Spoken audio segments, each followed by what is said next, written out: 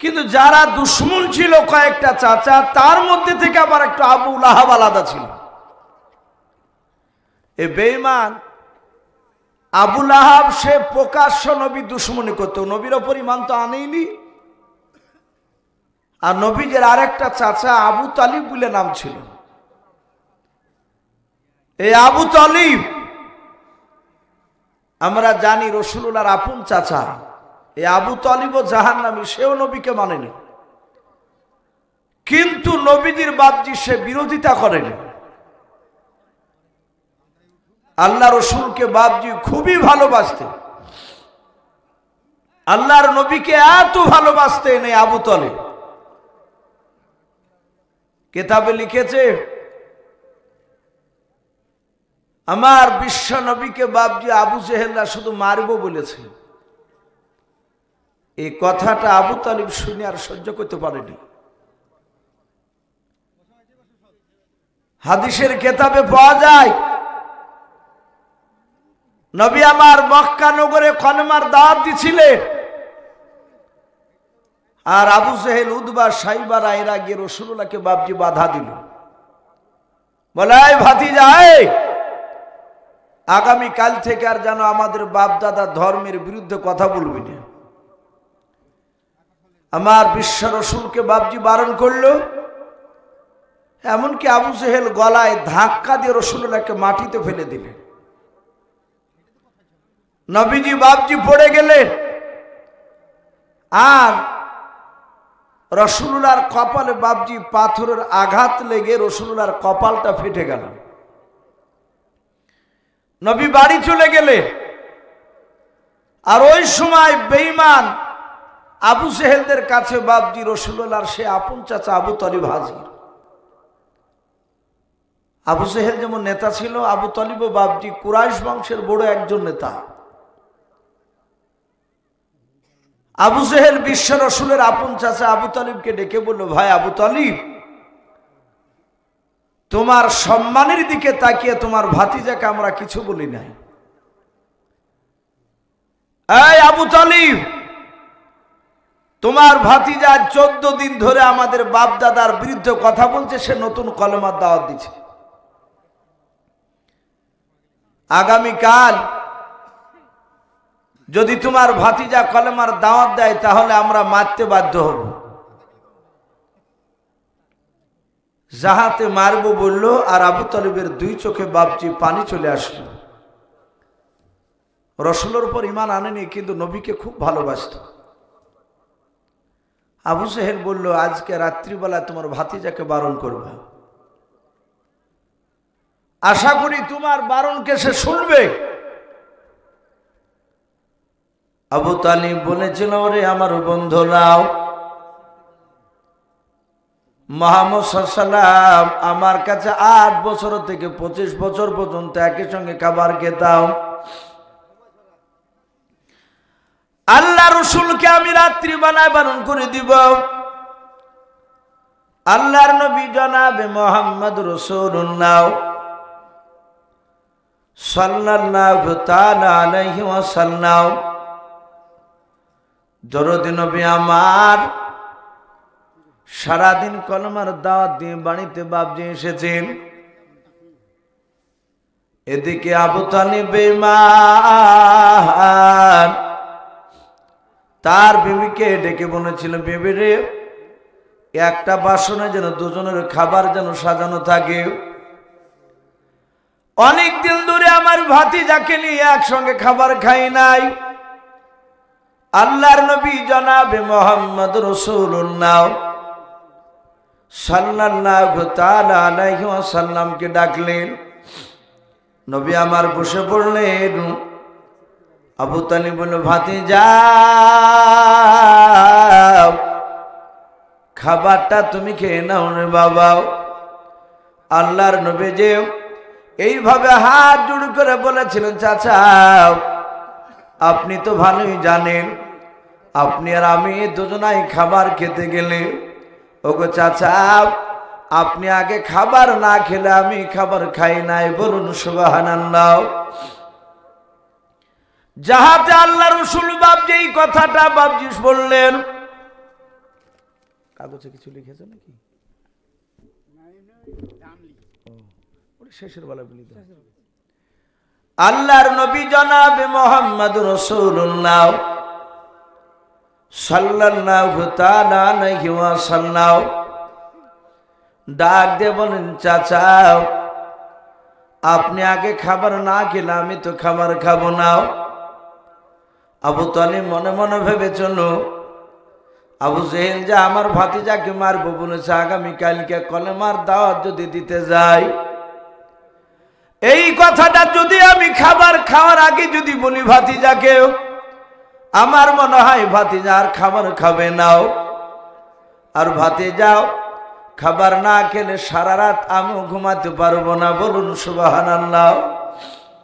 আল্লাহর নবী জনাবে মুহাম্মদুর রাসূলুল্লাহ সাল্লাল্লাহু তাআলা আলাইহি ওয়াসাল্লাম নবীজি ডাক দিয়ে বললেন, ভাতিজা না চাচা আপনি আগে খাবার না খেলে আমি খাবার খাবো না। আবু তালিব ধৈর্যের বাঁধা ধরে রাখতে পারলেন না। দুই চোখের কোনা দিয়ে বাপজি ঝরঝর করে পানি জড়তে লাগলো। আল্লাহর নবীকে মুখের সাথে বাপজি চেপে ধরে ডাক দিয়ে বলেন, আরে বাবা আমি আর না বলে থাকতে পারলাম না। আরে বাবা তুমি এত আমাকে ভালোবাসো।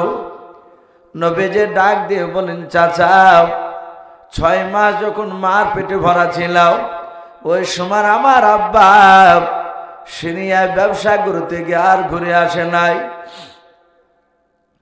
মার পেট থেকে যখন জন্ম নিলাম 6 বছর যখন আমার বয়স হল গো চাচা, আমি আমার জনম দক্ষিণ মাকে হারিয়ে দিয়েছি।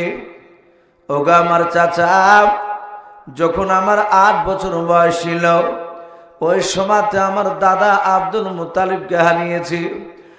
8 বছর থেকে নিয়ে আমার প্রায় 40 বছর পার হতে চলল। ওগো চাচা এতটা বছর আপনাকে গার্জেন বলে মানে। বলুন সুবহানাল্লাহ। চাচা গো নিজের আব্বার চেয়ে আপনাকে বেশি ভালোবাসি। আল্লাহ রাসূল ডাক দিয়ে বলেছিলেন, ভাতিজাও মক্কা নগরী কি তোমার সাথে আজকে দিনের বেলায় আবু জেহেল উতবা সাইবাদের সাথে দেখা হয়েছিল। নবীজি বললেন, চাচা আমি কলমার দাওয়াত দিয়েছিলাম, আমি তাদের বিরুদ্ধে কোনো কথা বলি নাই, আমি শুধু জান্নাত জাহান্নামের কথা বলছিলাম চাচা। আর ওই সময় আবু জেহেল উতবা সাইবারাও আবু সুফিয়ানরা ওরা এসে আমার গলায় ধাক্কা দিয়ে তারা আমাকে ফেলে দিল। ওগো চাচা দেখুন পড়ে গিয়ে আমার কপালটা একটু ফেটে গিয়েছে, রক্ত বেরিয়েছিল। ওগো চাচা আমি চরম কষ্ট পেয়েছিলাম। আল্লাহ রাসূলের চাচা আবু তালিব নবীকে বাবা বুকের সাথে জুড়ে ধরে বাপজি আবু তালিব নবীর খাম হওয়া জায়গাটায় কপালে বাপজি চুমা দিয়ে দিলেন। বিশ্ব নবীকে ডাক দিয়ে বলেছিলেন, ভাতিজা আগামীকাল থেকে জনের কলমার দাওয়াত দিবা নাও, আমাদের বাপ দাদা ধর্মের বিরুদ্ধে কথা বলবা নাও। আল্লাহ রাসূল বলেন, চাচা আর কিছু বলেছিল? বলে হ্যাঁ, তোমাকে এক এক করে 3টা পুরস্কার দিবে রে বাবা যদি তুমি কলমার দাওয়াত দেওয়া বন্ধ করে দাও। প্রথম নাম্বার তোমাকে আরবের মধ্যে সবচেয়ে উচ্চ সম্মানের অধিকারী করবে। 2 নাম্বার 200টা তোমাকে উট দেওয়া হবে। 3 নাম্বার গোটা মক্কা নগরের মধ্যে সবচেয়ে বড় খাজুরের বাগানটা তুমি যেটা চাইবা সেটাই মক্কার তরফ থেকে তোমাকে ফ্রিতে দান করা হবে। ভাতিজারে এই 3টা জিনিস পেয়ে গেলে আর তোমাকে মৃত্যু পর্যন্ত কাজ করা লাগবে না, বসে বসে তোমার দিন চলে যাবে। আল্লাহ রাসূল বলেন, চাচা মক্কার আবু জেহেলের লোকেরাও আর কোনো কিছু দিতে রাজি হয়েছে কি বলার? বলে ভাতিজা এই 3টা জিনিস তোমাকে পুরস্কার দিব বলেছিল।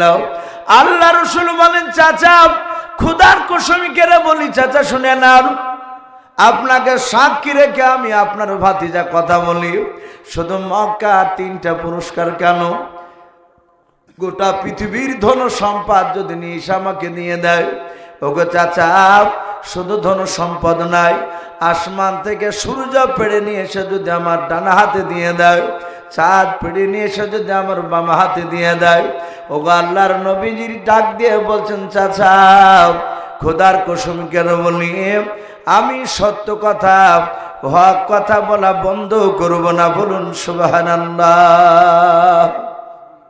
আমি হক কথা বলবই। বলাই চাচাও আসমানে সূর্য চাঁদ নিয়ে এসে দিল, আমি কথা বলা বন্ধ করব না। আবু তালিবের চোখ দুইটা বাপজি কুখের মতো লাল হয়ে গেল, যাকে বারণ করছে শুনবে না। আবু তালিব বলেছিল, আই ভাতিজা, আমিও লাত উজ্জার কসম করে বলছি। সেই সময় মক্কার লোকেরা, কাফেররা বাপজি লাত উজ্জাকে সবচেয়ে বড় দেবতা বলে মানত।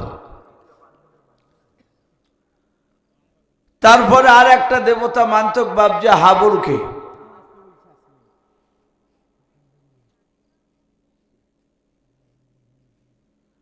কিছু বলছিল, ডাক দিয়ে বলেছিল, এই ভাতিজাও, আমিও লাত উজ্জার কসম করে বলি, তুমি কথা বলা বন্ধ করবে না? বলে না। বলে আমিও তোমার চাচা, আমি তোমার সামনে কথা দিলাম। আবু তালিবের কণ্ঠে জান থাকাকালীন পর্যন্ত মক্কার কোন মানুষ তোমার শরীরে ফুলে ছিটকে ফেলতে পারবে না। বলুন সুবহানাল্লাহ। এত বড় মহাব্বত করা লোকটা, সে লোকটা ভাবছে জান্নাত যেতে পারেনি, সে জাহান্নামে যাবে। আবু তালিব যখন ইন্তেকাল করে, রাসূলের সেই বছরটা চরম দুঃখের বছর ছিল। এক খাদিজা ইন্তেকাল করেছে, আবু তালিব ইন্তেকাল করে গিয়েছেন আগে, খাদিজার আগে। রাসূলুল্লাহকে বাপজি কাফেররা মেরেছে। নবীজির মাথার উপরে সাহারা করা আর কেউ সান্ত্বনা দেওয়ার মতো লোক নেই। বিশ্বনবী চরম বাপজি ব্যথায় ব্যথিত। আবু তালিব কলেমা না পড়ল, যদি আবু তালিবকে বলতো, আবু তালিব তোমার ভাতিজাকে অমুক জায়গায় মারছে কাফেররা, আবু জেহেলের লোকেরা, তো সাথে সাথে আবু তালিব সোজা দৌড়ে যেতেন আর কাফেররা পালিয়ে যেত। রাসূলকে বুকের সাথে তুলে ধরে বলতো, তোমাকে কবি বারণ করেছি কলেমা দাও, তুমি দিও না। কিন্তু আবু তালিব থাকা পর্যন্ত বাপজি কেউ হা দিতে পারত না। কিন্তু আবু তালিব ইন্তেকাল করেছে, খাদিজা ইন্তেকাল করেছে, কেউ না। সেরাতে হালবিয়া বলে একটি কিতাব, তাতে এসেছে আল্লাহ রসুলকে মেরেছে, নবীজির শরীর দিয়ে রক্ত ঝরছে, মাথার কপাল ফেটে, গা বেয়ে, পা দিয়ে যেখানে যেখানে পা দিচ্ছে সেখানে সেখানে রক্তের দাগ লেগে যাচ্ছে। কাফেরদের মায়া ছিল না রাসূলুল্লাহকে মারতে। এখনো বাপজি এক শ্রেণীর বেঈমানেরা,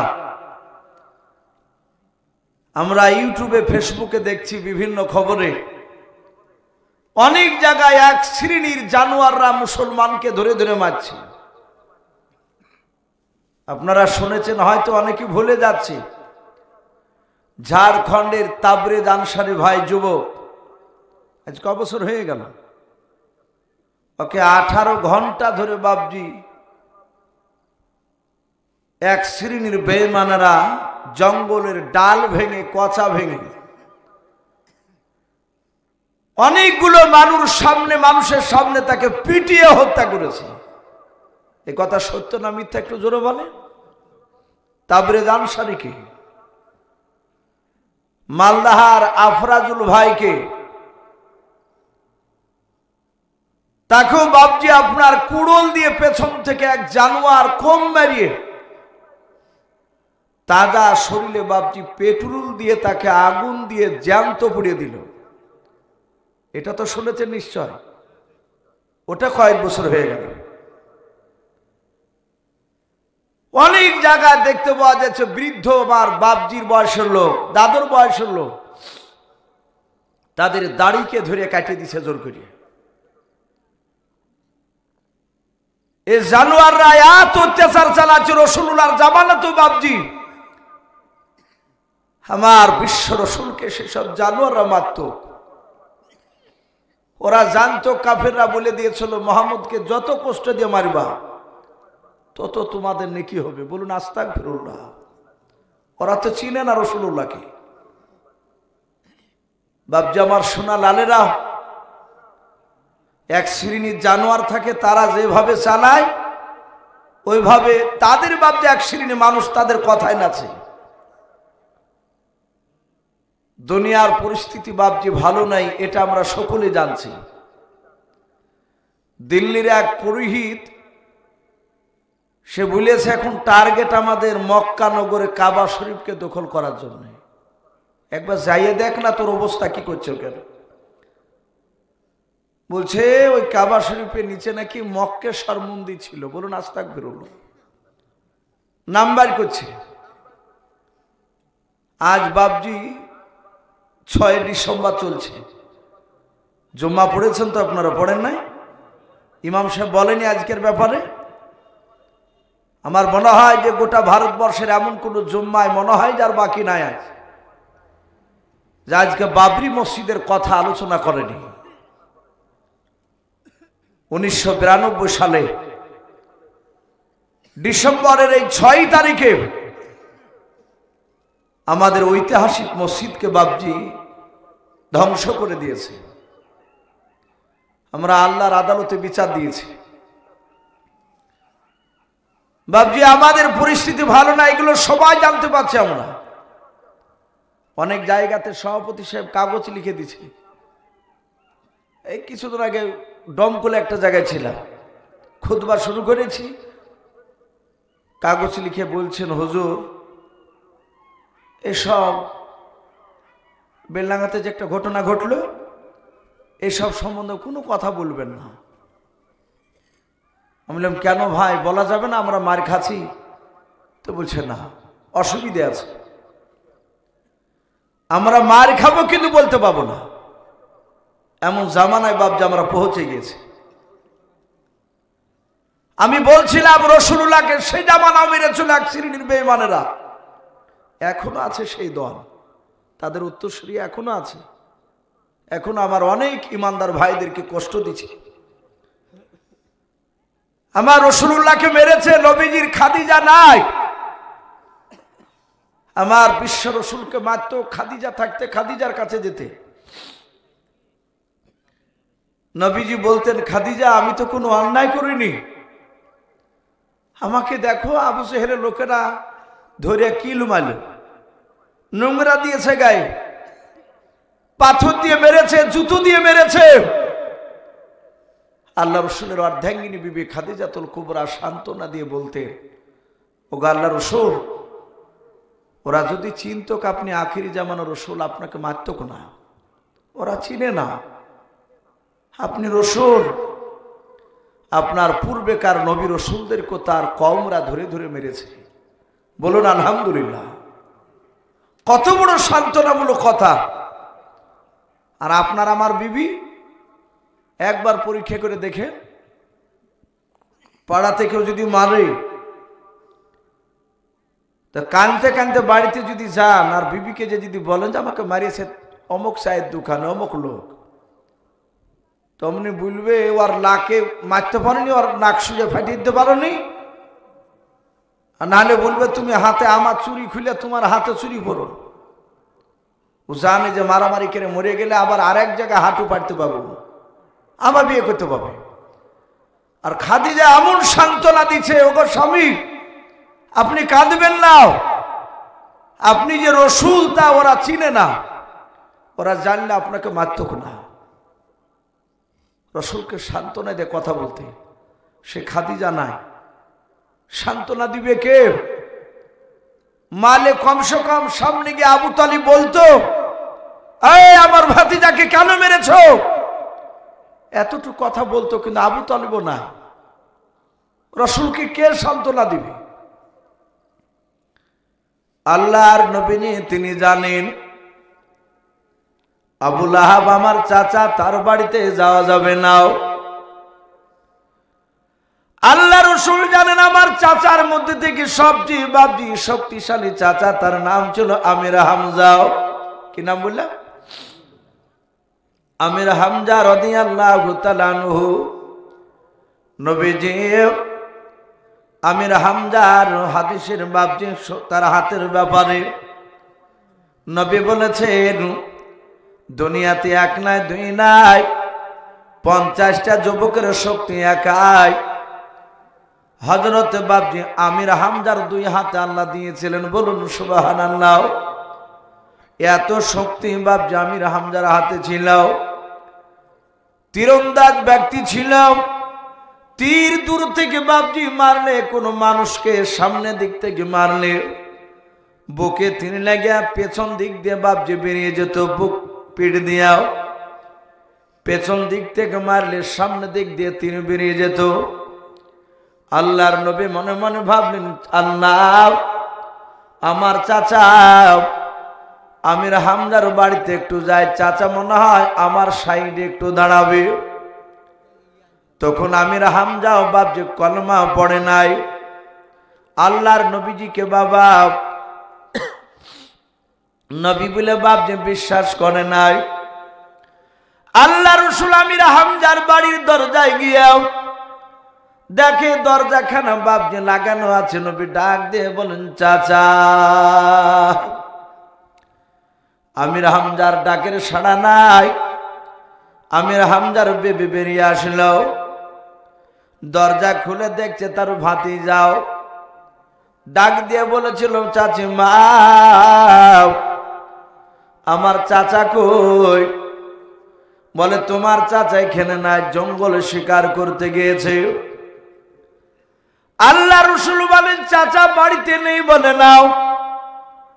ডাক দিয়ে বলল, আমির হামজার স্ত্রী গো মুহাম্মদ, বলুন সাল্লাল্লাহু তাআলা আলাইহি ওয়াসাল্লাম। ডাক দিয়ে বলেছিল, বাবা কেন তোমার চাচাকে খোঁজ করতে এসেছো বলো। আল্লাহর নবী আমির হামজার বাড়ির দরজায় দাঁড়িয়ে বাচ্চা ছেলের মতো ফুপড়ে ফুপড়ে কাঁদে কেঁদে বলেছিল, ওগো আমার চাচিমা, মক্কার অমুক লোকেরা আমাকে ধরে ধরে মারলো। চাচিমা, তাই আমার চাচার কাছে আমি একটু বলতে এসেছি, আমার চাচা ছাড়া কেউ নাই।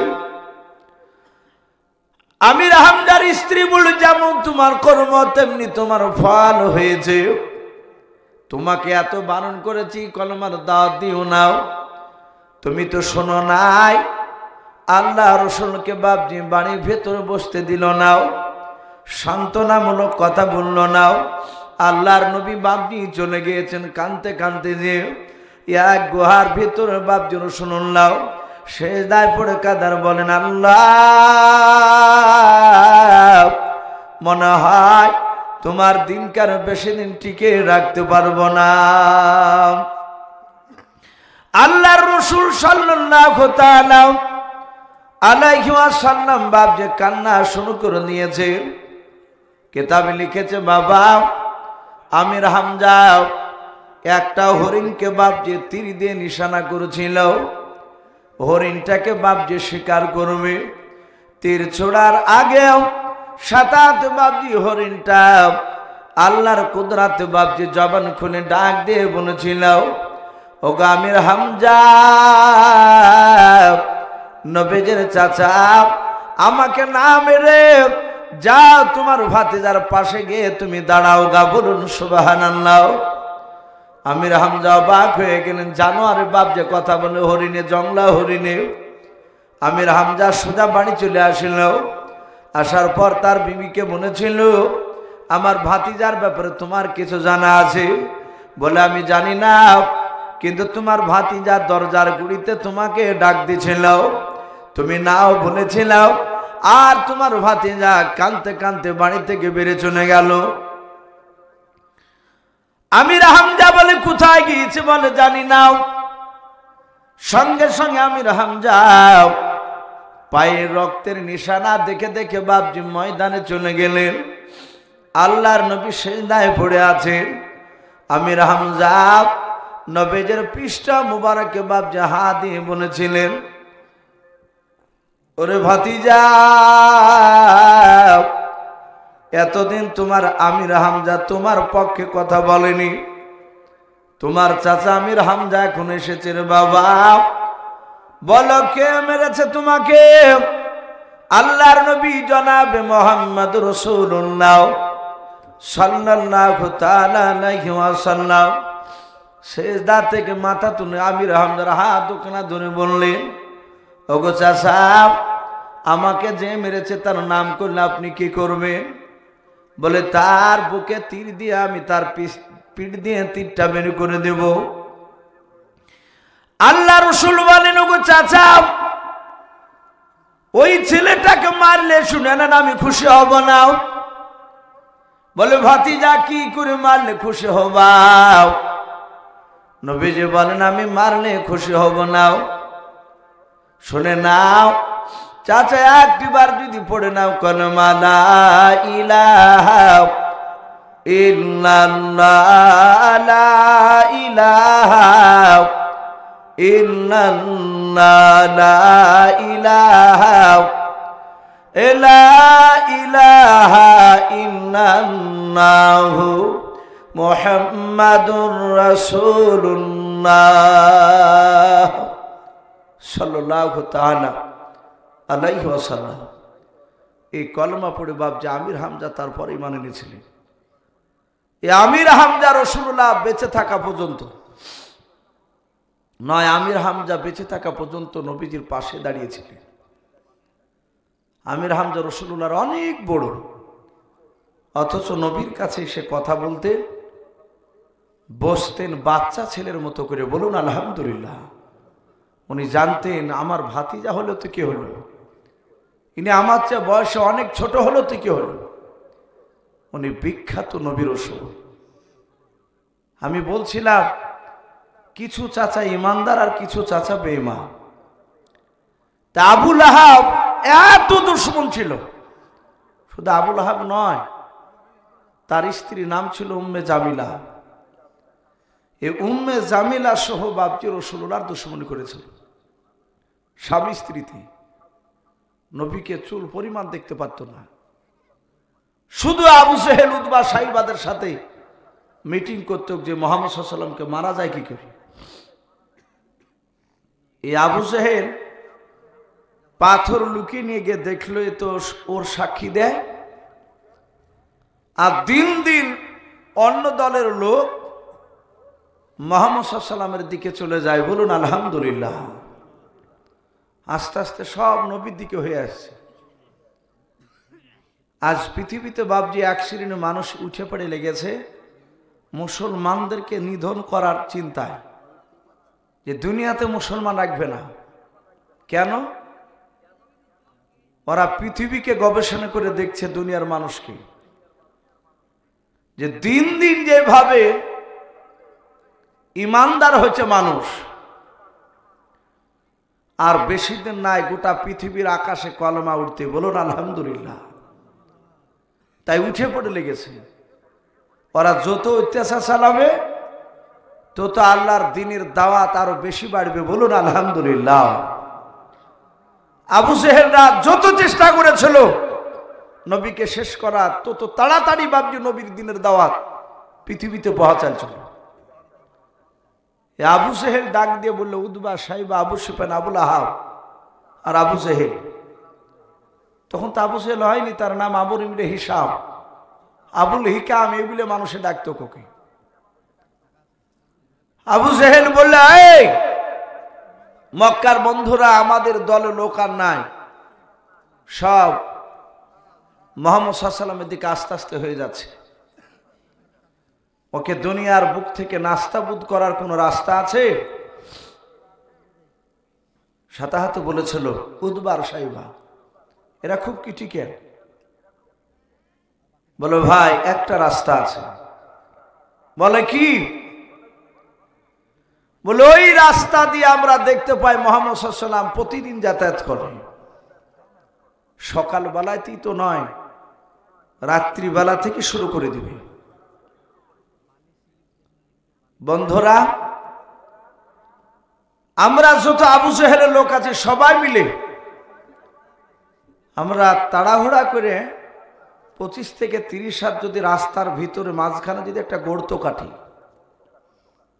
ডাল পাতা বিছিয়ে দিব মাটি লেবেল করে, রাসূলুল্লাহ লোকেরা কেউ জানতে পারবে না। নবী চলে যাবে আর ওই জানতে পারবে না, পা দিবে গর্তে ধপাস করে পড়ে নিচে পড়ে যাবে, উঠতে পারবে না। আমরা লুকিয়ে থাকবো, চারিদিক থেকে মাটি চাপা দিয়ে এটাকে শেষ করে দেব। ও আর জীবনে কলমা দাওয়াতি দিতে পারবে না। আবু জেহেল বলল, ভাই মুখে বলা যতটা সহজ, বাস্তবে পরিণত করা অত সহজ নয়। বলুন আলহামদুলিল্লাহ। আবু জেহেল বলছে, আমি ওকে দেখেছি পরীক্ষা করে, অনেক নবীকে মারতে পারেনি, অনেক চেষ্টা করেছি, পারিনি। উতবা সাহেব বলে, এটা লাস্ট চান্স, একটু দেখি না আমরা। ওরা রাত্রিবেলা তড়ে ঘড়ে করে গর্ত কাটলো, 25 থেকে 30 হাত লম্বা। গর্তের চারিদিকে বাপজি 4টা দল। আবু জেহেল বাপজি আপনার সব মানুষগুলোকে ঠিক করে রাখলো।